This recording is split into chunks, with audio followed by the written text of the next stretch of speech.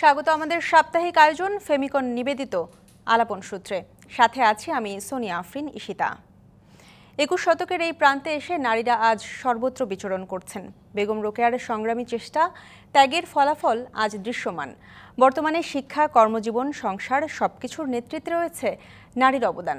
তবে এই এগিয়ে যাওয়ার মাঝেও রয়েছে কিছু সীমাবদ্ধতা। এসবের পরও সমাজের কিছু মানুষের কটু দৃষ্টি বা কটু কথায় নারী প্রায়শই সমস্যায় পড়ছেন। এই অনুষ্ঠানে আমরা নারীদের নানা সমস্যা এবং তার সমাধান নিয়ে আলোচনা করে থাকি। এরই ধারাবাহিকতায় আজ আমাদের আলোচনার বিষয় সফল নারীর অদম্য যাত্রা। আজ স্টুডিওতে আছেন এমনই একজন যিনি তার কাজের জন্য ২০২৩ সালে অর্জন করেছেন অস্ট্রেলিয়ান অফ দ্য ইয়ার সম্মাননা। সমাজের পিছিয়ে পড়াদের মানসিক স্বাস্থ্য নিয়ে কাজ করার লক্ষ্যে নিজেই প্রতিষ্ঠা করেছেন সিতারাস স্টোরি। আজ আলাপন সূত্রে অতিথি হিসেবে আছেন চিকিৎসা বিজ্ঞানী এবং সিতারাস স্টোরির প্রতিষ্ঠাতা শামারুহ মির্জা। আপনাকে স্বাগত জানাচ্ছি আমাদের অনুষ্ঠানে। শুরুতেই আপনার কাছে জানতে চাইবো যে আপনার বেড়ে ওঠা ঢাকাতেই এবং আপনার পড়াশোনা ঢাকা বিশ্ববিদ্যালয়ের বায়োকেমিস্ট্রি বিভাগ থেকে, এবং সেখানে আপনি পরে শিক্ষকতা করেছেন বেশ কয়েক বছর। এরপরে আপনি শিক্ষকতা পেশা থেকে চলে গেলেন আপনি চিকিৎসা বিজ্ঞানীতে। এই যে এই পরিবর্তনটা কেন হলো এবং কিভাবে হলো? আচ্ছা, ধন্যবাদ প্রথমে আমাকে আমন্ত্রণ জানানোর জন্য। আমি ঢাকা বিশ্ববিদ্যালয়ে পড়েছি বায়োকেমিস্ট্রি মলিকুলার বায়োলজিতে। পড়ে তারপরে আমি সেখানে শিক্ষকতা শুরু করি। আমি শিক্ষকতা যখন শুরু করি, এবং এটা আমি মনে করি যে আমার সাথে সকল শিক্ষকেরই একমত হবেন যে আপনি যদি শিক্ষকতায় থাকতে চান, if you want to be in academia, আপনাকে রিসার্চ করতে হবে। রিসার্চটা করতে হবে ছাত্রদের জন্য, অ্যাডভান্স টেকনোলজি, অ্যাডভান্স কী কাজ হচ্ছে সে বিষয়ে ছাত্রদের পড়ানোর জন্য। তো সেই ইচ্ছা থেকেই আমি পিএইচডি করতে চলে যাই অস্ট্রেলিয়া ন্যাশনাল ইউনিভার্সিটিতে, এবং পিএইচডি করি হচ্ছে আমি লিউকেমিয়া রিসার্চে। তারপরে আমি পোস্ট ডক্টরাল রিসার্চ করি হচ্ছে বায়োফিজিক্সে, যে কী করে আপনার skeleton and cardiac muscle regulated হয় এই বিষয়ে। চিকিৎসা বিজ্ঞানটা কিন্তু আসলে ডাক্তারি নয়, ইটস মেডিকেল সায়েন্স। সো সেই অর্থে আমি আমার লাইনেই আছি, এখনও আছি। আর শিক্ষকতা আসলে আর কন্টিনিউ করা হয়নি, সেটা বিভিন্ন কারণে। কিন্তু আমি গবেষণার কাজে ছিলাম বহু বছর। গবেষণা শেষ করে এখন আমি অস্ট্রেলিয়াতে তাদের মেডিসিন রেগুলেটরি বোর্ডে মেডিকেল সায়েন্টিস্ট হিসেবে আছি। আচ্ছা, এবং আপনি ২০১৭ সালে একটা নন প্রফিট অর্গানাইজেশন সিতারাস স্টোরি প্রতিষ্ঠা করলেন। এই সিতারাস স্টোরি আসলে কী নিয়ে কাজ করে? সিতারাস স্টোরি যখন প্রতিষ্ঠিত হয়, তার পিছনে যে গল্পটা সেটা একটু দুঃখজনক। আপনি যদি আমাকে অনুমতি দেন আমি বলি খুব সংক্ষেপে, বিকজ সেটা এক্সপ্লেন করতে সাহায্য করবে যে কী নিয়ে এটা কাজ করে। আমি বাইরে থাকা সত্ত্বেও দেশের পত্রপত্রিকা সবসময় পড়ি। একদিন পড়তে গিয়ে দেখি যে বাংলাদেশের টর্চ পাড়াগাঁয়ে একটি ১৪ বছরের মেয়ে, সে তার স্কুল ফি দিতে না পারার কারণে সে স্কুলে খুব খারাপভাবে হিউমিলেটেড হয় বাই হার ওন টিচার, এবং সে বাসায় ফিরে এসে আনফর্চুনেটলি সে তার নিজের জীবন নিয়ে নেয়। এবং আরও দুঃখজনক বিষয় ছিল তার ছোট বোন, ৮ বছরের বোন, সে এই ঘটনাটি দেখে। এই ঘটনাটি আমাকে খুব নাড়া দেয়। এটা আমি চিন্তা করি যে আসলে বাংলাদেশের রুরাল লেভেলে মেন্টাল হেলথ নিয়ে তেমন কোনো কাজ হয় না। এই যে হ্যারাসমেন্ট, বুলিং, এই ব্যাপারটা একটা মাইন্ডসেটের ব্যাপার। এই ইচ্ছা থেকেই সিতারা স্টোরি প্রতিষ্ঠিত হয় ক্যানবেরাতে। এবং আমরা প্রথমে শুরু করি বাংলাদেশের অজপাড়াগে স্কুলগুলোতে সে বাচ্চা, টিচার এবং প্যারেন্টসদের নিয়ে মেন্টাল হেলথ নিয়ে কাজ করার জন্য। করতে গিয়ে আমি খেয়াল করি যে ক্যানবেরাতে এত শিক্ষিত মানুষ আছেন যারা বিভিন্ন দেশ থেকে গেছেন, মাইগ্রেন্টরা, তাদের মধ্যে মেন্টাল হেলথ নিয়ে বিশাল স্টিগমা। তো ওই স্টিগমা ভাঙার জন্য আমি ওখানেও তখন একই রকমের কাজ শুরু করি। আর আসলে আপনি পৃথিবীর যেখানেই যান, আপনার কালচারাল বলেন, রিলিজিয়াস কারণ বলেন, সোশ্যাল কারণ বলেন, মেন্টাল হেলথ স্টিগমাটা খুব বেশি ভিজিবল। সো এটাকে না ভাঙলে আসলে আপনার সেই অর্থে আপনি ফ্রিডমটা অ্যাচিভ করতে পারেন না। এবং মানসিক স্বাস্থ্যের যে মানসিক স্বাস্থ্য যে হানি হতে পারে, এটা আসলে অনেকের কাছে সেরকম কোনো বড় না। এই যে বলছেন যে সিতারাস স্টোরি একই সাথে ক্যানবেরায় কাজ করছে এবং বাংলাদেশে কাজ করছে, কিভাবে একই সাথে দুটো জায়গায় কাজ করছে এটা আমি আপনার কাছে শুনবো, কিন্তু তার আগে শুনতে চাই যে সিতারাস স্টোরি নামকরণটা কিভাবে আসলো? সিতারাস স্টোরিজের নামকরণটা হলো, আমরা যখন ভাবছি যে আমরা আমাদের সংগঠনটাকে কিভাবে ডাকবো, কি নাম দিব, আমার কাছে তখন মনে হলো যে বাংলাদেশে দুজন বীর প্রতীক আছেন, হ্যাঁ, মহিলা বীর প্রতীক। একজন হচ্ছেন ডক্টর সিতারা বেগম, আরেকজন ছিলেন তারামন বিবি। আমরা বাংলাদেশে মুক্তিযুদ্ধের সংগ্রাম নিয়ে অনেক কথা বলি, কিন্তু সব ক্ষেত্রে আমি দেখেছি পুরুষদের নামই বেশি আসে। আমার কাছে মনে হলো আমি আমার সংগঠনটির নাম এদের দুজনের নামে দেব, সিতারা বেগমের সি আর তারামন বিবির হচ্ছে তারা। কেননা আমি মনে করি যে এই সিতারা বেগম তারামন বিবির মতো হাজার হাজার মেয়েরা বাইরে আছে যাদের স্টোরিগুলো, যাদের গল্পগুলো আমাদের শোনা দরকার, সেখান থেকে এই নামকরণটি এসেছে। আচ্ছা, এবং এই যে আপনি বলছিলেন যে একই সাথে দুই জায়গায় কাজ করছে, বাংলাদেশে কিভাবে সিতারাস স্টোরি কাজ করছে? বাংলাদেশে আমাদের পার্টনার অর্গানাইজেশন আছে, ইনোভেশন ফর ওয়েলবিং ফাউন্ডেশন। আমরা যেটা ক্যানবেরাতে করি, আমরা একটা প্রজেক্ট প্ল্যান তৈরি করি। সেই প্রজেক্ট ইমপ্লিমেন্টেশনের জন্য আমাদের কি কি কাজ করা দরকার এবং আমাদের পার্টনার অর্গানাইজেশন আমাদের সে ব্যাপারে হেল্প করে। সো পার্টনার অর্গানাইজেশনের সঙ্গে একই সাথে কোলাবরেট করে আমরা প্রজেক্ট তৈরি করি এবং আমরা ফান্ড রেইজ করি। সেই ফান্ডটা আমরা এখানে দিই এবং আমাদের পার্টনার অর্গানাইজেশন সেটা বিভিন্ন স্কুল কলেজে সেটা ইমপ্লিমেন্ট করে। আমাদের এখানে প্রতিনিধি আছে যারা অডিট করে এবং এভাবেই আমরা কাজটা চালু রাখছি। এবং ক্যানবেরাতেও একইভাবে? হ্যাঁ, ক্যানবেরাতে আমরা বেসিক্যালি ওখানকার গভর্নমেন্টের যে ফান্ডগুলো আমরা পাই সেই ফান্ডের উপর বেস করে ক্যানবেরার কাজগুলি হয়। কিন্তু সত্যিকার অর্থে বাংলাদেশে যে কাজগুলি হয়, এবং আমি খুব গর্বের সাথে বলতে পারি, সেটা যে ফান্ড আমরা রেইজ করি সেই ফান্ড রেইজে কিন্তু শুধু বাঙালি ওখানকার না, সেখানকার অস্ট্রেলিয়ানরা, বিভিন্ন দেশে যারা ওখানে আছেন তারাও আমাদেরকে কন্ট্রিবিউট করেন। এবং এই যে সিতারাস স্টোরি 2017 সালে প্রতিষ্ঠা হলো এবং 2021 সালে এসিটি মেন্টাল হেলথ অ্যাওয়ার্ড পেয়েছে। মানে প্রতিষ্ঠার প্রায় 4 বছরের মধ্যে এমন একটা সম্মানজনক অ্যাওয়ার্ড পেল, এবং এরপরে 2023 সালে আপনি পেলেন খুবই সম্মানজনক একটি অ্যাওয়ার্ড পেলেন, অস্ট্রেলিয়ান অফ দ্য ইয়ার। এই পুরস্কারগুলো বা এই অ্যাওয়ার্ডগুলো অর্জনের পিছনে নিশ্চয়ই একটা খুব কঠোর পরিশ্রম আছে, সেই গল্পটা শুনতে চাই আপনার কাছে। হ্যাঁ, কঠোর পরিশ্রম শুধু আমার নয়, আমি মনে করি আমাদের পুরো টিমের কঠোর পরিশ্রম আছে, এবং সেই সাথে আমি সাহায্য দিতে চাই হচ্ছে আমাদের ডোনার যারা আছে, আমাদের পার্টনার অর্গানাইজেশন যারা আছে, তাদের সকলে কঠোর পরিশ্রম আছে। তো এই পুরস্কারটি পাবার পেছনে মূল কারণ আমি মনে করি সেটা হচ্ছে অস্ট্রেলিয়ার কমিউনিটি যারা লিডার আছেন, ওখানকার যে গভর্নমেন্ট, তারা আইডেন্টিফাই করতে পেরেছে যে migrant community, refugee, asylum seeker যারা আছেন ওখানে, তাদের mental health is a big issue, because তারা সব জায়গাতে অ্যাটেনশন দিচ্ছে, এই জায়গাটিতে তারা অ্যাটেনশন দিচ্ছিল না। সো আমরা যখন কাজ করা শুরু করি, এটা আই থিঙ্ক দে রিয়েলাইজ যে এখানে আমাদের আসলে কাজ করা দরকার আছে, based on the data and facts যেটা আমরা রিপোর্ট করেছি তাদের কাছে দিয়েছি। যেমন আমরা গত 2 বছর ধরে একটা কাজ করছি, সেটা হচ্ছে যে মাইগ্রেন্ট ফ্যামিলিতে ইন্টারজেনারেশনাল ট্রমা নিয়ে কাজ করছি। ওখানে যারা মাইগ্রেন্ট হয় তাদের যারা বাচ্চারা, নেক্সট জেনারেশনস, তারা কিন্তু ডিলেমার মধ্যে থাকে, তারা না ঘরকা না বাহিরকা, মানে তারা বাংলাদেশের হয় না, অস্ট্রেলিয়ানের হয় না। এখানে মেন্টাল হেলথ একটা কারণ হয়ে দাঁড়ায়। I think they have realise that this is the area they need to work, এবং এই কারণেই আমাদের কঠোর পরিশ্রম সার্থকতা পেয়েছে। আচ্ছা, বলছিলেন যে মাইগ্রেন্টদের মানসিক স্বাস্থ্য নিয়েও কাজ করেন, এই বিষয়টা নিয়ে একটু জানতে চাইব। মাইগ্রেন্টদের মানসিক স্বাস্থ্যের ব্যাপারটা খুব ইন্টারেস্টিং, বিকজ আমি এক ছোট্ট একটা উদাহরণ দিই। আমার বন্ধু তার 2টি বাচ্চা হলো, এবং 2টি বাচ্চা হবার পর দ্বিতীয় বাচ্চার পরে আমি দেখলাম একটা খুবই মর্মান্তিক ঘটনা ঘটে, যে আসলে সে পোস্টনাটাল ডিপ্রেশনে চলে যায়। এবং আনফর্চুনেটলি সে যখন পোস্টনাটাল ডিপ্রেশনে ছিল, তার যে সিমটমগুলো, তার যে পার্টনার, সে এটা বুঝতে পারেনি, হি কুড নট আইডেন্টিফাই ইট, এবং হি অলওয়েজ থট যে ওকে 2টো ছোটো ছোটো বাচ্চা, সে বোধহয় মানে শি কান্ট হ্যান্ডেল, এ কারণে সে ক্রেজি হয়ে গেছে। কিন্তু ঘটনাটা পোস্টনাটাল ডিপ্রেশন। আমি বুঝতে পারলাম যে প্রবলেমটা কিন্তু আসলে আমাদের মাইন্ডসেটে। আমরা কালচারালি বলেন, রিলিজিয়াসলি বলেন, আমরা এই ব্যাপারটিকে পাত্তা দিই না কিংবা ডিউ ইম্পর্টেন্স দিই না। এই কারণে ক্যানবেরাতে বলেন, পৃথিবীর বিভিন্ন দেশে মাইগ্রেন্টদের mental health is a big issue now. তারা যেই দেশ থেকে যাচ্ছে সেখানকার যে স্টিগমাগুলো আছে, যেমন আমি যে উদাহরণটা দিলাম, সেখানে হচ্ছে যে পার্টনারের যে অ্যাওয়ারনেস, সেই অ্যাওয়ারনেসের কিন্তু অভাব আছে।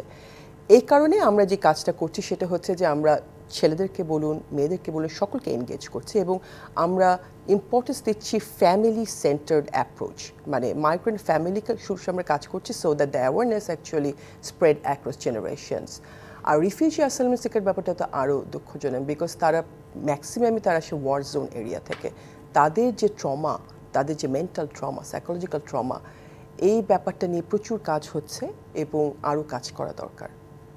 আমাদের সময় হয়েছে একটি বিরতি নেবার, আমরা বিরতির পরে ফিরে এসে আমরা এই বিষয়ে আরও আলোচনা করব। বিরতি নিচ্ছি। টিবিসি নিউজের সাপ্তাহিক আয়োজন ফেমিকন নিবেদিত আলাপন সূত্রের সঙ্গে থাকুন।